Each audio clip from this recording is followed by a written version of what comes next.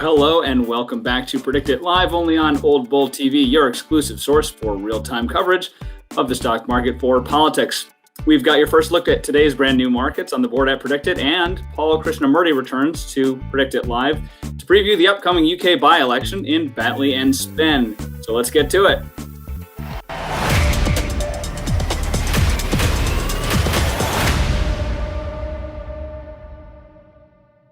Political traders. I am your host, Flip Pideaux, and you may notice we are coming to you from a different location today. We had just in the last hour or so an unexpected incursion in the ceiling of the typical Old Bull studio. You see it right there. We got a free little skylight installed and the legs of a workman dangling 10 feet above, which was an unexpected little visitor, but we have relocated to the basement, and we are just in the last minute or two trying to iron out all of our kind of improvised AV issues. So please pardon our dust as we contend with those. I'm going to bring Paul in just a minute, but to those of you who are new to PredictIt and political trading, we are able to set you up with a $25 deposit match to get you started with some real free cash in your new trading account. To get that, you just go to predictit.org/promo/oldbull25. And if you're watching live, as always, please feel free to join in the conversation. Comment right in that YouTube chat window. Send us your questions,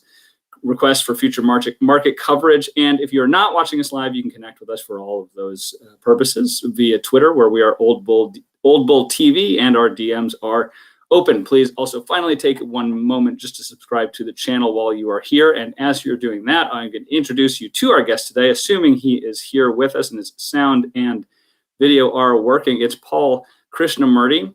He will be familiar to our regular viewers and to seasoned political traders worldwide. He really needs no introduction, but for those of you who would like one anyway, he is political betting consultant for Betfair and betonline.ag. Paul, are you with us? Paul may not be with us just yet. He was a minute ago, but I think he was trying to dial back in to get a bit of a better audio connection, which is fine. I'll reintroduce Paul once he's reconnected with us. And if I don't notice that, Zach, our producer, or Paul, go ahead and give me a shout in my ear to let me know when you do get reconnected. But in any event, as we await Paul, want to go back to the unpleasantness of yesterday's live stream, when we had actually a very pleasant, lovely chat with the folks from Elections Daily, their election team. This was, of course, the one outfit that had done some polling for the market they were spending a lot of time looking at yesterday. This was the special election in New Mexico's 1st congressional district. This is to replace Deb Haaland, now Secretary of the Interior in the Biden administration. And to recap, if you weren't following along with our coverage or with that market, Democrat nominee Melanie Stansbury was the heavy favorite over Republican Mark Moores in that race. So the outcome itself wasn't in doubt. But we brought in the elections team from Elections Daily and Pro Trader, the winner from the message boards on PredictIt, many of you are familiar with, for a discussion about where the margin would wind up in that market, since there was in that race, I should say, because there was a predictive market, which you can now see on screen, still open but effectively resolved, just waiting for the final tallies to come in. So we were trying to determine which of these brackets might be the most likely to reflect the true margin in the race and where there might be trading opportunities. So the poll that the Elections Daily team had commissioned showed Stansbury winning by about 16 points, roughly equivalent to Haaland's margin in 2020, despite the fact that traders, the market on PredictIt, were suggesting that Stansbury might wind up with a much bigger margin, hitting that top bracket of 22% plus.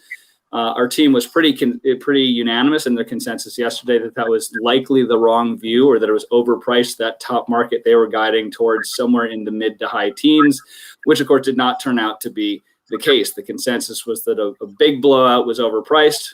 The opposite turned out to be true. Stansbury won by something like 24 points, well more than Haaland's 17-point margin just last November, and better, even a point or so better than Biden's margin in that district in November. So yesterday's panel did miss this one. For that, of course, we apologize. Although someone who did not miss it is our recurring panelist, Gaten Dugas, who appears to have won all the money in the New Mexico market yesterday. And he will be with us tomorrow to tell us specifically what signals he was looking at that made him so confident that Stansbury would outperform her already lofty expectations in terms of the margin she would put up against Moores. So, and as for what all this says about 2022. Time will tell if this was an indication of voters warming to the Biden agenda. We have,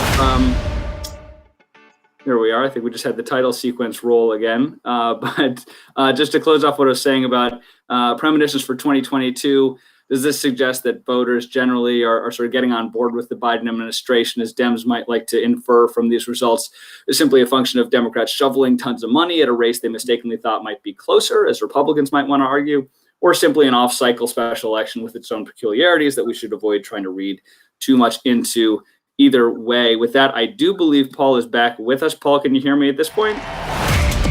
Oh, we got the... Okay, Paul.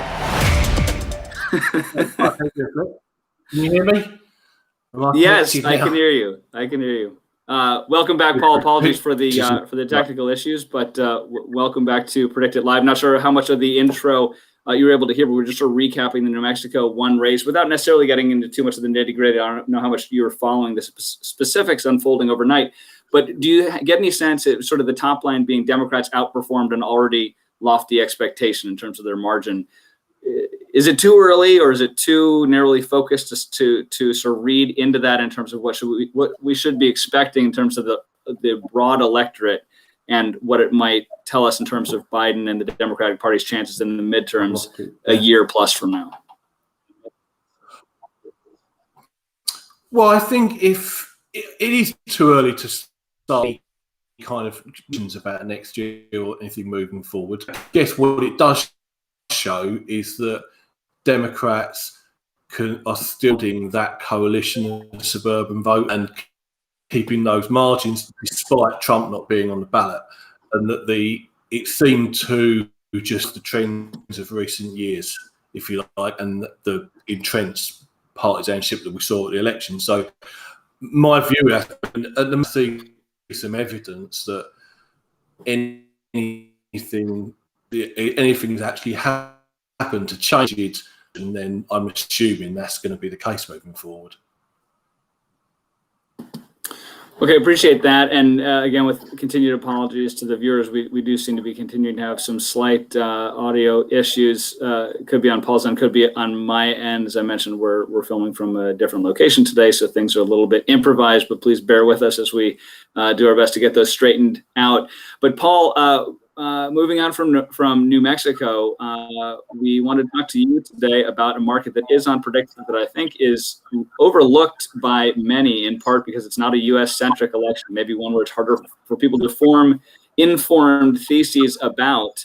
But that is, of course, why we have you here today as a worldly man about all things political speculation, gambling, and forecasting. We are talking, of course, about the by-election, the UK by-election in Batley and Spen. And I think we might have that up on screen. If we don't yet, there it is. And so, of course, Paul, there are three obvious questions for any trader considering taking a position in this market. And that is, what is a Batley, what is a Spen, and what is a by-election? Can you help us out here? Yeah, okay. So a by-election is really the same as we saw last night. It's the British version of a special election, a mid-term election for Westminster rather than Congress. The reason we're having a by-election is the Member of Parliament for Batley and Spen was just elected to be the Mayor of West Yorkshire. Now, what's more, this is a really, really interesting by-election, about as interesting as it gets, really, in Britain. There's a very deep backstory to the constituency, and it's a very close race, on paper at least. So back in the 2016 EU referendum, the Labour Member of Parliament for Batley and Spen, Joe Cox, was murdered by a far-right white supremacist terrorist. And obviously, that was a huge moment in British politics and the region. As a result, the main parties stood aside in the resulting by-election, and Labour picked a very famous, popular TV star from soap operas, Tracy Brabin. And she's won the seat uncontested, held it twice, and now she's the Mayor of West Yorkshire. Now, the broad picture in Batley and Spen is it has a lot of similarities with the Hartlepool by-election last month, which was also a very big event in British politics. There's also some key differences. So The broad picture in British politics for several years, particularly emphasised by Brexit, has been a big demographic realignment where constituents with older populations, whiter populations, fewer graduates that voted for Brexit have all swung firmly to the right, and Labour's so-called red wall in the north of England is breaking down. Both of these seats were in the red wall. In Hartlepool, what was billed to be a very close race turned out to be a 23% victory for the Tories. So that, from that point of view, and the national polls, you would certainly say that the Tories have this seat in their sights. But there are some differences with that seat. It's a lot more diverse population, significant Muslim population, also an Indian population. And the Brexit result wasn't quite as strong. It was 60-40 for Leave, which is still a strong result. Now, where the other big unknown for me comes from is Tracy Brabin, because sure, Labour has held this seat for the last, for 20 odd years. But it's held the seat despite in the last two elections after Brexit. But how much that was down to Tracy Brabin's personal vote, we don't know yet. But other results during that time were awful for Labour. It does seem like she's outperformed them a bit. The seat itself, whilst it hasn't been Conservative since 1993, they have won it in the past, which you couldn't have said about Hartlepool. And I think when you look at the numbers, you see that really this is probably a Conservative gain that hasn't happened for particular reasons in the past. Like when you look at the results even before Brexit, UKIP, a far-right party, got 18% in 2015. The very far-right fascist BNP got 7% in two elections. So there was always a faction there that split the right wing. Now that no longer exists, as we saw in Hartlepool. Boris Johnson has just hoovered up the far-right and brought them over to the mainstream Conservative cause. And I think that there's no evidence at all that any of these seats in the Red Wall are that coalition that Boris Johnson has built are likely to break. So I'd have them as very hot favourites, bigger than the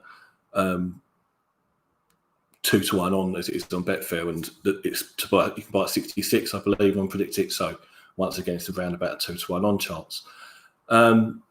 There are other factors involved as well. So locally at the Batley Grammar School, a teacher was suspended over showing pupils images of the Prophet Muhammad from the Charlie Hebdo cartoons, and reinstated last week. So that's a very live issue in the community. And that's an argument that's liable to hurt Labour and feed into the long-standing racial tension that's always existed.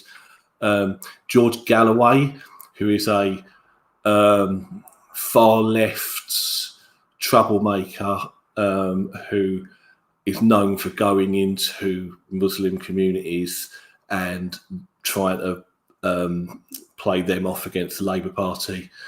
He's running for a new party called the Workers' Party, so that will probably take a few percent away from Labour.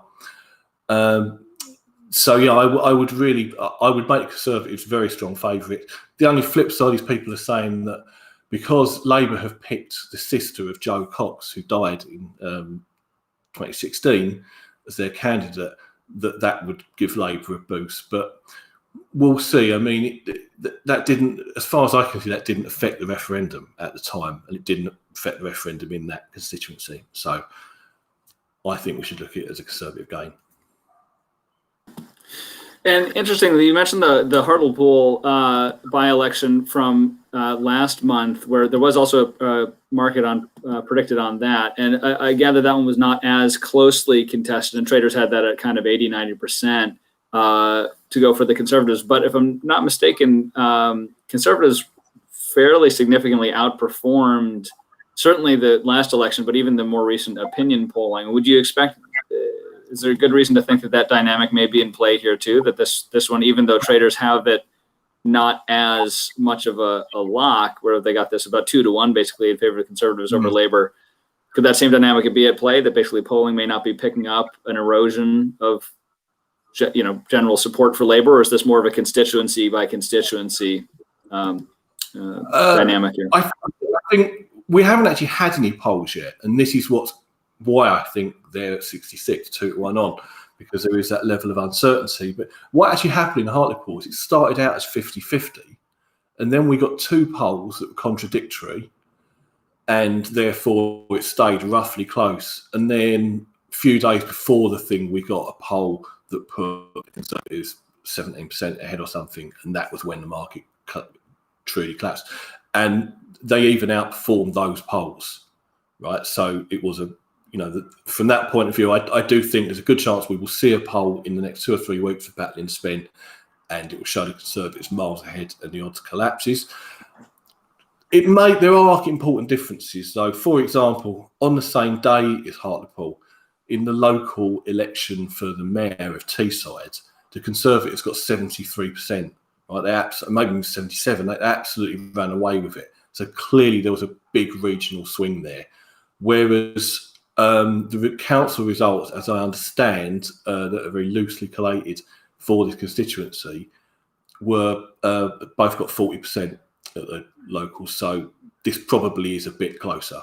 Like it's not quite hard to pull. Well, the numbers currently at 66 and 30, Conservative and Labour respectively in the market. What do you think's fair price for these 2 brackets? I presume the others are trading where they should be, between 0 and 1. But where would you peg it if you had to be setting the odds and making the market here? For Bet Online, I've put the Conservatives at -275, so that would be around 71, 72. But even then, I'm only putting them there because I know we've taken quite a lot of money for Labour. My real estimate is would be about 77, probably even. 77, 80. Okay, so if Paul's probabilistic forecast is right here, there may be an opportunity to get in on some upside on still a fairly nice risk-adjusted return for a market that ought to resolve. When is this election slated for? Early July, Paul, is that right? July the 1st.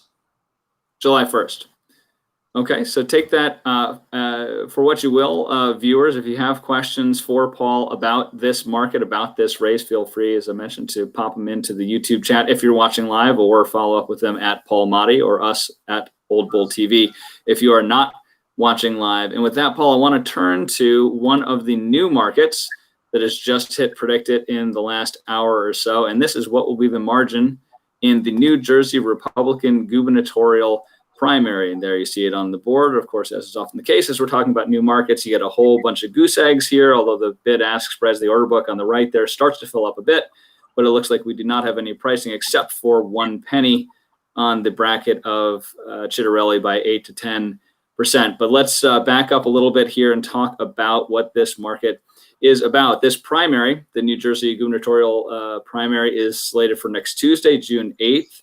To nominate a Republican challenger to the incumbent Phil Murphy. He's one of these rare blue state Democrats whose popularity has actually gone up for the most part over the course of the pandemic. So as you can see in the related market on PredictIt of which party will win, this one is not really much in doubt. It's more of a 90-10 market in favor of the Democrats, and the Republican primary is not all that much more interesting. In fact, the 2017 primary runner-up, the GOP runner-up for the nomination, Jack Chitterelli, is almost as much of a lock according to the nomination winner overall winner market on PredictIt, as the Democrats are to win in the general. You can see there we've got Chitterelli at 85 cents over his nearest competitor, Hirsch Singh.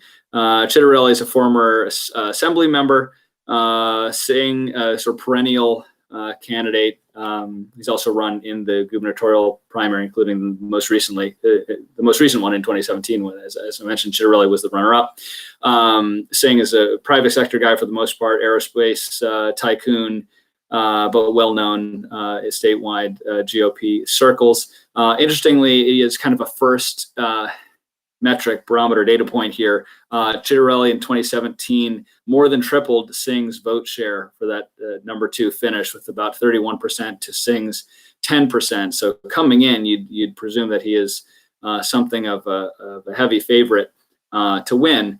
There's only been one poll, at least that I am aware of in this race, is a PPP public policy polling poll from, I think, about a week and a half ago. And that top line showed Chitterelli up 29 to 23. Oh, good. We've got it on your screen there. So that's a 6-point margin, suggests a 6-point margin for Chitterelli, but a huge percentage of the respondents are undecided, some 38%, given that there's fairly good name recognition for both Chitterelli and for Singh going into a race that's just a week away, or actually now less than a week away. Still a large percentage reporting themselves as undecided. So we're going to want to keep an eye on this and maybe look closer as we get closer to the primary date, possibly get some additional late polling.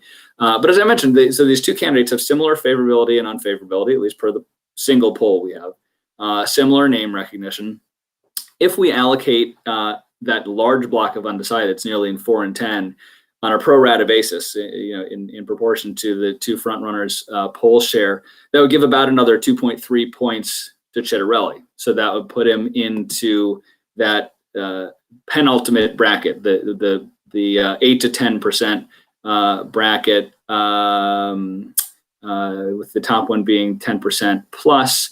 But interestingly, I'm not sure what accounts for this, but Chitterelli does have a significantly gender specific skew to his popularity, his greater popularity over Singh, in that he has, I think, a 1-point lead among women, but a 10 or 11-point lead among men. And interestingly, a majority, not a huge majority, but a notable majority of those undecideds are women. So the undecideds skew more female than the decideds. So that may eat into that 2.3% back of the envelope addition that you would throw onto the Chitterelli 6-point lead. So instead of 8 and change, maybe it's just around 8 or slightly less than 8, based on that female skew of the undecideds. But in any event, just going by this polling and sort of the fact that it resonates with what we saw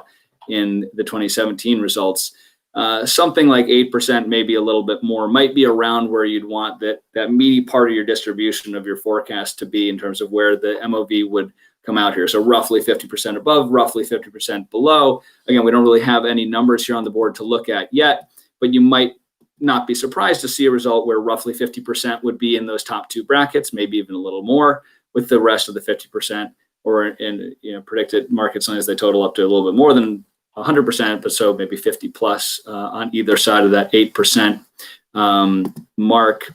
Now, if you want to look at a couple of other fundamentals, because again, the one poll, you don't want to read too much into it.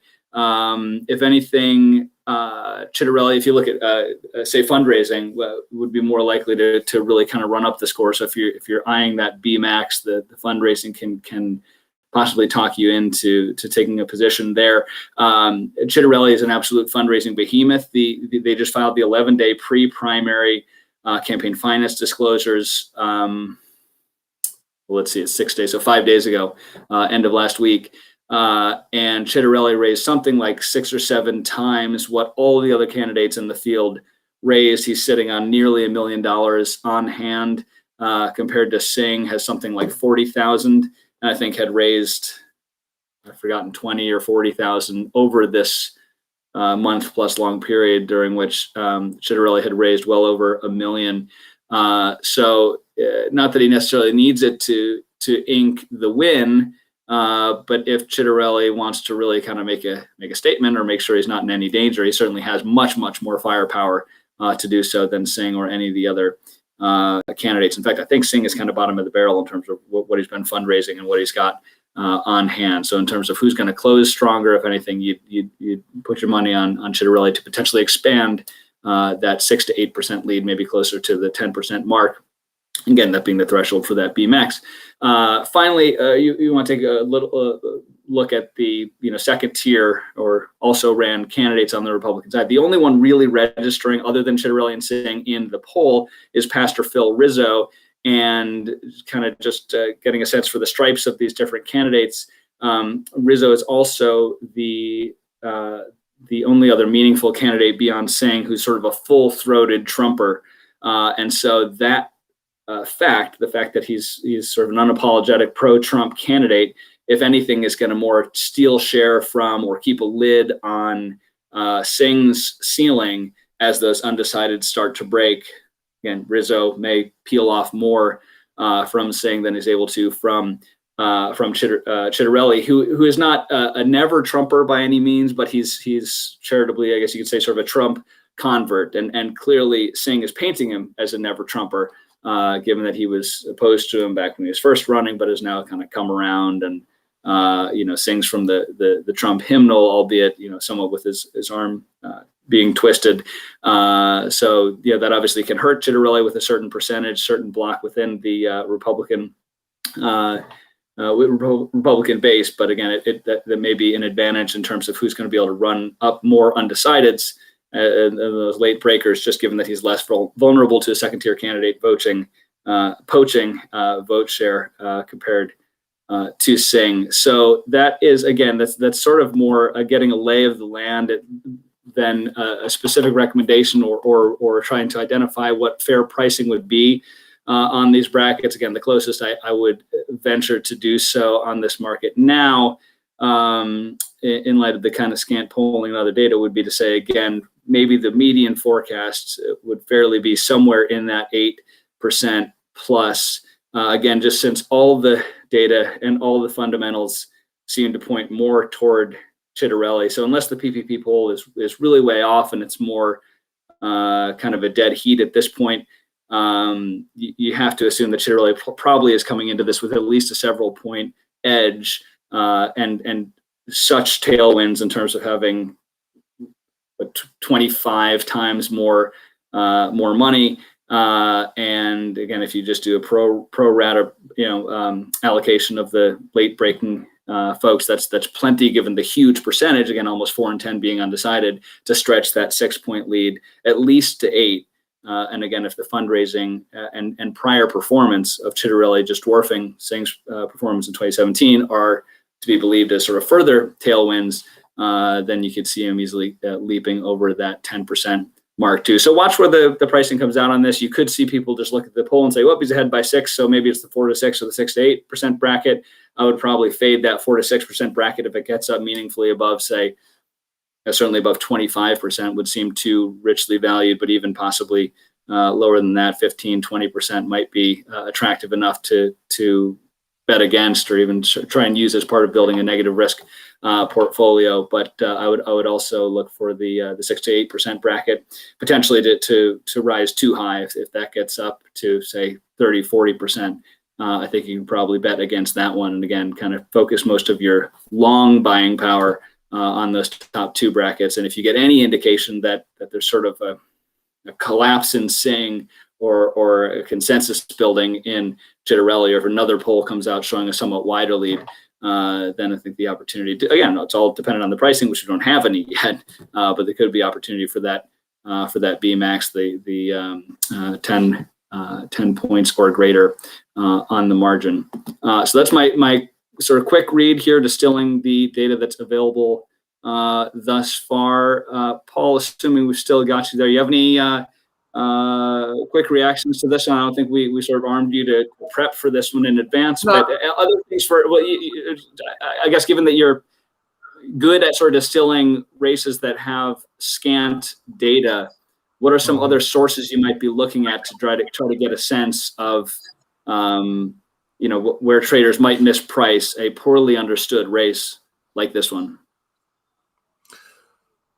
Well, I mean, I haven't done it. I haven't looked into this race at all beyond I've just priced up the actual gubernatorial race, but not the primary. So I'm really working off what you've just said. I would have just thought that, firstly, the arguments that you make about his fundraising advantage, his name recognition advantage, the potential to grow amongst undecided women, that firstly, like 6 to 8% doesn't seem like a particularly big ask at all, right? And I guess I would probably want to look for similar level of turnout Republican primary elections over the past 5 years during the Trump era, for example, right? And and then weigh that against the polls, weigh that against likelihood to vote, because that's the mistake I think that you get over and over again in smaller races, same as the by-elections we're talking about before in Britain. It's differential turnout. You know, I think we'll see it in the New York mayor race as well with Yang. That's the great question about that, whether his voters will turn out. And so I would be looking to study that race, look at comparable Republican primaries in recent years, what the turnout's going to be, what the likelihood of change at this relatively late stage. I mean, it strikes me like it sounds, as far as I can hear, a complete certainty, and it's going to win by double digits. Yeah, so and I want to very quickly bring up, we had on the screen before, but I don't have it on my screen right now, the other markets, just in case you want other ways to potentially play this. So pricing is similar from when we first started looking at this a few minutes ago, and there it is. He's at 85 cents to win. So that would be another way to potentially play this on a lower risk. Unless it turned out to be wrong, but if our read is basically right, directionally right, a lower risk way to get a 20%, nearly 20% gain there in less than a week's time. You have to see where the brackets actually fill out when you start to be seeing some pricing here in terms of how this binary play of betting on Chitterelli at 85 cents would compare to, say, shorting all of the Sing winning markets in the MOV market.